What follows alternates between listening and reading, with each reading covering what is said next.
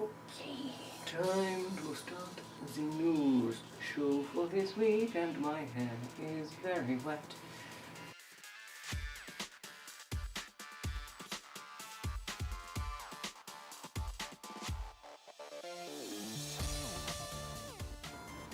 Welcome back to the news show, and this week there's quite a bit to get through, so I'm hopefully going to just sort of skate through it quite nicely.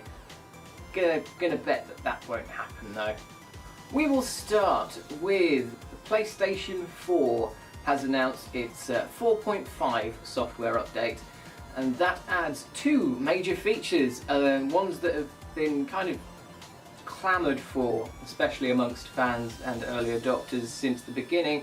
And the first of those is external hard drive support. Now, I'm sure a lot of people that have owned a PlayStation 4 have sort of complained about the 500GB memory and not being able to expand it in any way, shape or form by adding a hard drive, but now with this update you shall be able to, as long as the device is between 250GB and 4TB of memory. You'll be able to plug it in and install games and run games from there, which I think a lot of people can say quite confidently is a very good move from Sony there, because that's something that a lot of people have been complaining about, especially as of late, and games are getting bigger. The other major announcement is that they are patching in it's called Boost Mode, and this is useful if you have a PlayStation 4 Pro. A lot of the games that come out, because they come out on PlayStation 4, they're compatible on both systems, a lot of them have to be patched so that they have a special patch for the PS4 Pro so that they run better, run a better frame rate, all that kind of stuff. And this basically means the Boost Mode is useful for games that haven't had any sort of patch for the PlayStation 4 Pro. The Boost Mode just means that the game will probably run a bit better. You should also be aware that if a game has been patched for the PS4 Pro, then do not use Boost Mode. It is not as good as the official patch, but at the same time, doing this actually puts a lot less stress on developers, because it means they don't have to focus on making a special patch for the PS4 Pro. So it might avoid putting some developers off putting games on the PlayStation 4, because they'd have to develop a special patch for the PS4 Pro, but now they probably don't have to because of the Boost Mode. So yeah, good news on Sony's part this week. Well done, Sony. And now on to one of the more scummy companies in the games industry, Activision, or they have become scummy recently. Call of Duty Modern Warfare Remastered is now getting premium DLC for a remastered game, which is... whoa, that's not a good idea. The DLC is a map pack, not something unusual to the first-person multiplayer shooter kind of thing, a multiplayer map pack being DLC, that's fine. The problem is, four Call of Duty 4 multiplayer maps remastered to the standard of the base game, and it's going to cost 3 times the original amount. When the game came out, when Call of Duty 4 came out and this map pack was released, it cost $5. This is going to cost $15 for 4 maps. That's nearly $4 a piece. That is disgustingly large. Also, I think the fact that a remaster is getting paid DLC says a lot about Activision itself, to be honest, because it's a remaster. You should just include everything. Do it like a Game of the Year edition. Why? What compels... oh, I know what compels Activision. Money. All of the money in the world. Because every Call of Duty fan will buy it up because it's... oh, why? Fuck you, Activision. That's ridiculous. You need to go and have a long, hard think about your business practices. Some news that I forgot to mention last week was that the sequel to Shadow of Mordor has been announced. It's called Shadow of War, and now, this week, they've put out some gameplay footage, and wow, it looks really interesting actually. I've not actually played Shadow of Mordor. I have it ready to go on my computer, but I don't actually have it like, I don't have any hours into it, and what they have done looks very interesting. They've taken the main sort of selling point of the series, which was the Nemesis system, and they have expanded upon it. They've done exactly what you should do with the sequel. Well done. Whoever makes Shadow of Mordor, I can't remember. The Nemesis system in the previous game worked like this. There was you as a human who's dead and being possessed by a wraith. That's how you're alive. And there's a big orc army against you. And this orc army has a massive hierarchy with loads of named commanders, war chiefs, and all that kind of thing. And if one random orc kills you by some coincidence, then they get a name and a backstory, and they get up on this board and everything like that. And it makes every game sort of unique, because you're not necessarily gonna have the same sort of combination of this whole ladder in every game. And a lot of people praise this system, rightly so, because it's really sort of interesting and adds a really sort of a large amount of depth to the world and brings you into it as open world games should and often fail to do. My hair is just not behaving today. It's because it's wet. It's just going. Everything is pain.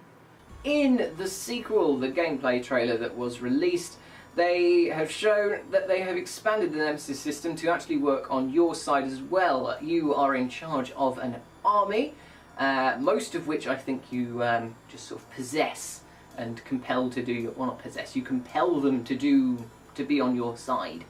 And I think that's mostly how it works. That seems to be what it is. Or you could just recruit other like smaller minions from various places, and you control this army, and they have their own sort of Nemesis system with the whole hierarchy and everything.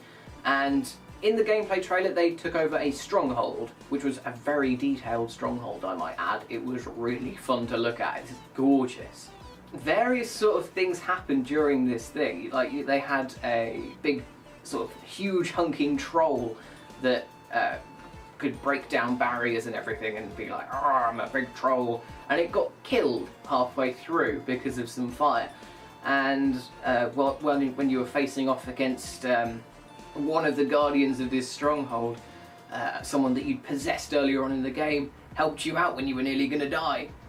And then when you were when they were in the final room against the big boss of this fortress, you got like picked up and you're going to kill, and then one of your commanders came in and did a really strong rescue. It looked really scripted and everything, but what they've said from the gameplay trailer is, what the commentary was saying is that it wouldn't happen this way again. Probably not, at least.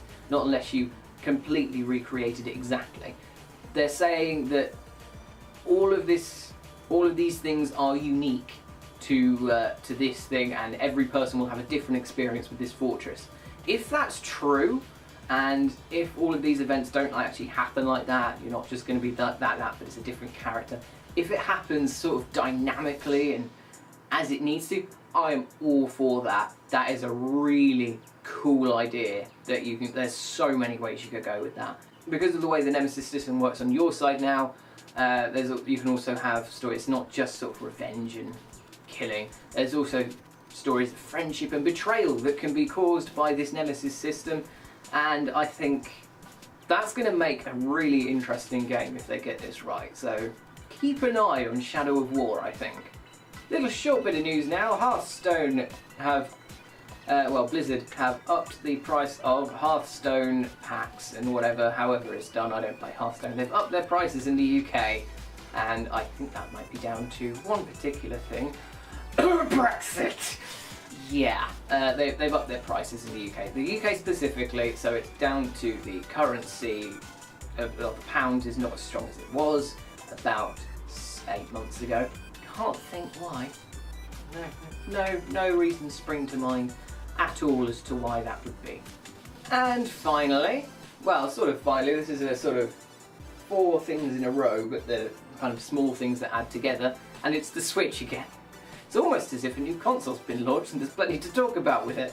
There have been reports this week of Nintendo Switches having dead pixels on them What this has ended up being is a sort of bash the Switch story. This has been a story that's been picked up by a lot of people who want to bash the Switch and go, oh, it's got dead pixels and Nintendo have said it's a feature.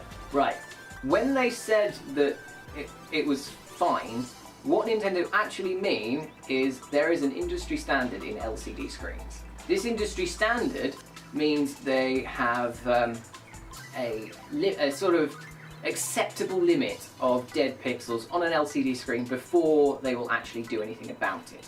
Now, whether Nintendo manufactured this themselves or whether they had another company manufacture it, what they are saying is technically correct. If you've got a few dead pixels on your Switch's screen, it is while it is a defect, it is within the acceptable limits of these LCD screens. This is being used as a sort of thing to bash Nintendo when it's not their fault, it's an industry standard. So if you bought a TV, an LCD TV from Samsung, and that had a few dead pixels in the corner, they probably wouldn't do anything about it because there's an industry standard of how many dead pixels classified as a defect. There have also been the occasional report of a screen just dying, but that's going to happen, obviously. That happens with every piece of technology. Take for instance the Xbox 360 and the Red Ring of Death. That didn't happen to everyone, but it happened to quite a lot of people.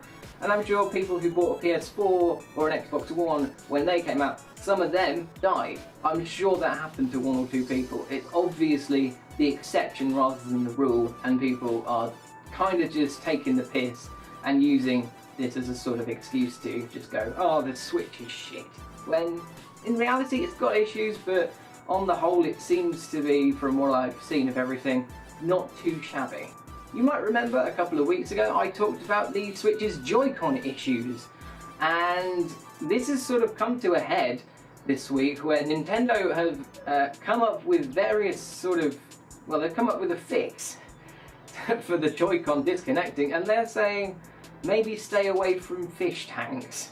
That's some very strange advice there, Nintendo. I don't quite know what fish tanks have to do with the Joy-Cons, but oh well.